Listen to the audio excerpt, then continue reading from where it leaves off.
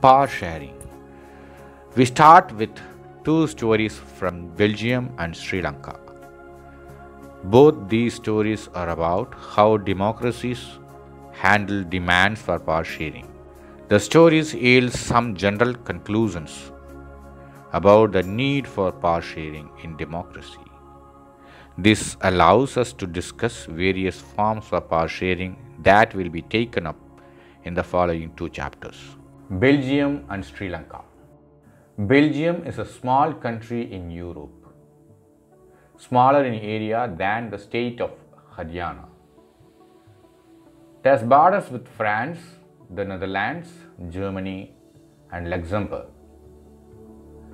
It has a population of a little over 1 crore, about half the population of Haryana. The ethnic composition of this small country is very complex. Of the country's total population, 59% live in the Flemish region and speaks Dutch language. Another 40% people live in the Wallonia region and speak French. Remaining 1% of the Belgians speak German. In the capital city, Brussels, 80% people speak French while 20% are Dutch speaking. The minority French speaking community was relatively rich and powerful. This was resented by the Dutch speaking community, who got the benefits of economic development and education much later. This led to tensions between the Dutch speaking and French speaking communities during the 1950s and 1960s. The tension between the two communities was more acute in Brussels. Brussels presented a special problem. The Dutch-speaking people constituted a majority in the country but a minority in the capital. Let us compare this to the situation in another country. Sri Lanka is an island nation just a few kilometers off the southern coast of Tamil Nadu. It has about 2 crore people, about the same as in Haryana. Like other nations in the South Asia region, Sri Lanka has a diverse population. The major social groups are the Sinhala speakers 74% and the Tamil speakers 18%. Among Tamils, there are two subgroups. Tamil natives of the country are called Sri Lankan Tamils, 13%. The rest, whose forefathers came from India as plantation workers during colonial period, are called Indian Tamils. As you can see from the map, Sri Lankan Tamils are concentrated in the north and east of the country. Most of the Sinhala speaking people are Buddhists, while most of the Tamils are Hindus or Muslims. There are about 7% Christians who are both Tamil and Sinhala. Just imagine what could happen in situations like this in Belgium. The Dutch community could take advantage of its numeric majority and force its will on the French and German speaking population. This would push the conflict among communities further. This could lead to a very messy partition of the country. Both the sides would claim control over Brussels. In Sri Lanka, the Sinhala community enjoyed an even bigger majority and could impose its will on the entire country. Now let us look at what happened in both these countries. Majoritarianism in Sri Lanka. Sri Lanka emerged as an independent country in 1948. The leaders of the Sinhala community sought to secure dominance over government by virtue of their majority. As a result, the democratically elected government adopted a series of majoritarian measures to establish Sinhala supremacy. In 1956, an act was passed to recognize Sinhala as the only official language, thus disregarding Tamil. The governments followed preferential policies that favored Sinhala applicants for university positions and government jobs. A new constitution stipulated that the state shall protect and foster Buddhism. All these government measures, coming one after the other, gradually increased the feeling of alienation among the Sri Lankan Tamils. They felt that none of the major political parties led by the Buddhist Sinhala leaders was sensitive to their language and culture. They felt that the constitution and government policies denied them equal political rights, discriminated against them in getting jobs and other opportunities, and ignored their interests. As a result, the relations between the Sinhala and Tamil communities strained over time. The Sri Lankan Tamils launched parties and struggles for the recognition of Tamil as an official language, for regional autonomy and equality of opportunity in securing education and jobs. But their demand for more autonomy to provinces populated by the Tamils was repeatedly denied. By 1980s, several political organizations were formed demanding an independent Tamil Eelam state in northern and eastern parts of Sri Lanka. The distrust between the two communities turned into widespread conflict. It soon turned into a civil war. As a result, thousands of people of both the communities have been killed. Many families were forced to leave the country as refugees, and many more lost their livelihoods. You have read Chapter 1 of Economics textbook, Class 10, about Sri Lanka's excellent record of economic development, education, and health. But the civil war has caused a terrible setback to the social, cultural, and economic life of the country. It ended in 2009. Accommodation in Belgium. The Belgian leaders took a different path.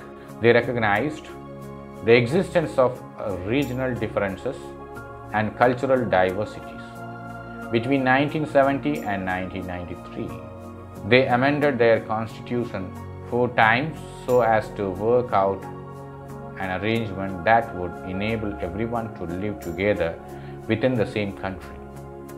The arrangement they worked out is different from any other country and is very innovative. Here are some of the elements of the Belgian model. Constitution prescribes that the number of Dutch and French-speaking ministers shall be equal in the central government. Some special laws require the support of majority of members from each linguistic group.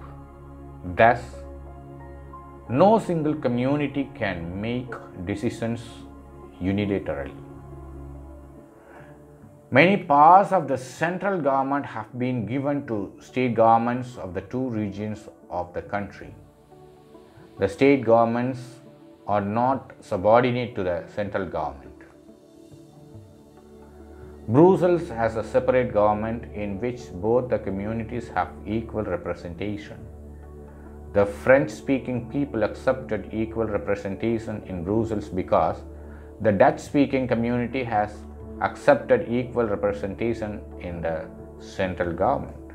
Apart from the central and the state government, there is a third kind of government.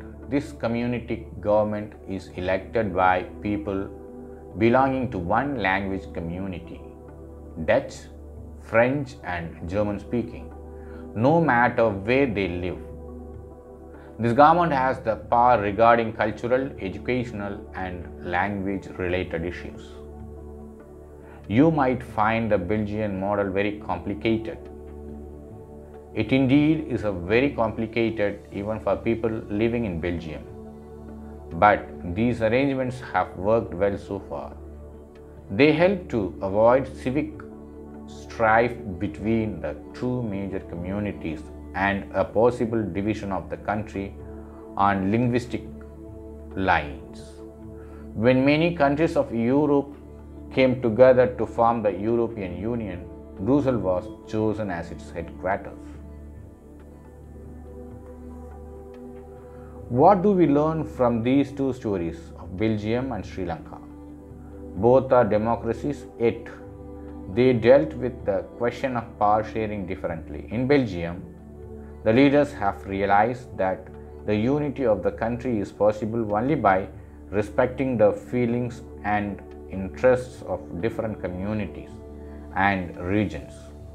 Such a realization resulted in mutually acceptable arrangements for sharing power. Sri Lanka shows as a contrasting example. It shows us that if a majority community wants to force its dominance over others and refuses to share power, it can undermine the unity of the country. Why power sharing is desirable? Thus, two different sets of reasons can be given in favor of power sharing. Firstly, power sharing is good because it helps to reduce the possibility of conflict between social groups. Since social conflict often leads to violence and political instability, power sharing is a good way to ensure the stability of political order. Imposing the will of majority community over others may look like an attractive option in the short run, but in the long run it undermines the unity of the nation. Tyranny of the majority is not just oppressive for the minority. It often brings ruin to the majority as well. There is a second deeper reason why power sharing is good for democracies. Power sharing is the very spirit of democracy. A democratic rule involves sharing power with those affected by its exercise and who have to live with its effects. People have a right to be consulted on how they are to be governed. A legitimate government is one where citizens, through participation, acquire a stake in the system. Let us call the first set of reasons prudential and the second moral. While prudential reasons stress that power sharing will bring out better outcomes, moral reasons emphasize the very act of power sharing as valuable. Forms of power sharing. The idea of power sharing has emerged in opposition to the notions of undivided political power. For a long time, it was believed that all power of a government must reside in one person or group of persons located at one place. It was felt that if the power to decide is depressed, it would not be possible to take quick decisions and to enforce them. But these notions have changed with the emergence of democracy. One basic principle of democracy is that people are the source of all political power. In a democracy, people rule themselves through institutions of self-government. In a good democratic government, due respect is given to diverse groups and views that exist in a society. Everyone has a voice in the shaping of public policies. Therefore, it follows that in a democracy, political power should be distributed among as many citizens as possible. In modern democracies, power sharing arrangements can take many forms. Let us look at some of the most common arrangements that we have or will come across. Power is shared among different organs of government, such as the legislature, executive, and judiciary. Let us call this horizontal distribution of power because it allows different organs of government placed at the same level to exercise different powers. Such a separation ensures that none of the organs can exercise unlimited power. Each organ checks the others. This results in a balance of power among various institutions. Last year, we studied that in a democracy, even though ministers and government officials exercise power, they are responsible to the parliament or state assemblies. Similarly, although judges are appointed by the executive, they can check the functioning of executive or laws made by the legislatures. This arrangement is called a system of checks and balances. Power can be shared among governments at different levels. A general government for the entire country and government at the provincial or regional level. Such a general government for the entire country is usually called federal government. In India, we refer to it as the central or union government. The governments at the provincial or regional level are called by different names in different countries. In India, we call them state governments. This system is not followed in all countries. There are many countries where there are no provincial or state governments. But in those countries like ours where there are different levels of government, the Constitution clearly lays down the powers of different levels of government. This is what they did it in Belgium, but was refused in Sri Lanka. This is called federal division of power. The same principle can be extended to levels of government lower than the state government, such as the municipality and panchayat. Let us call divisions of powers involving higher and lower levels of government vertical division of power. We shall study these at some length in the next chapter. Power must also be shared among different social groups, such as the religious and linguistic groups. Community government in Belgium is a good example of the arrangement. In some countries, there are constitutional and legal arrangements whereby socially weaker sections and women are represented in the legislatures and administration. Last year, we studied the system of reserved constituencies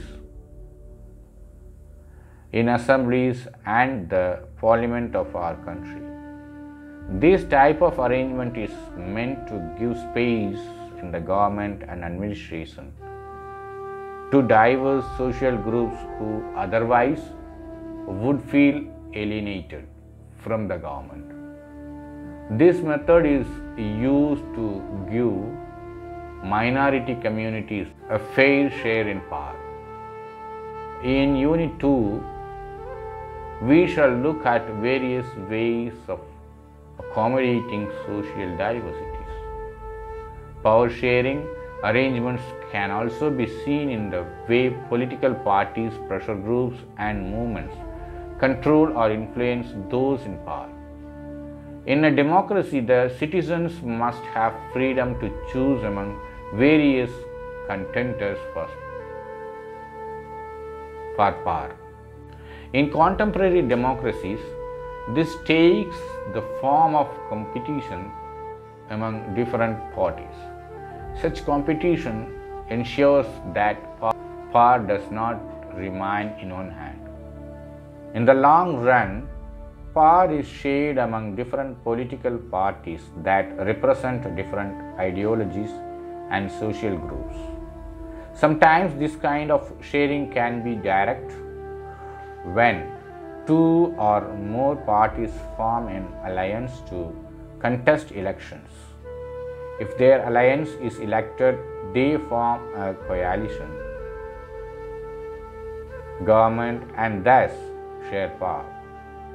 In a democracy, we find interest groups such as those of traders, businessmen, industrialists, farmers, and industrial workers. They also will have a share in government power, either through participation in governmental committees or bringing influence on the decision-making process. In Unit 3, we shall study the working of political parties, pressure groups, and social movements.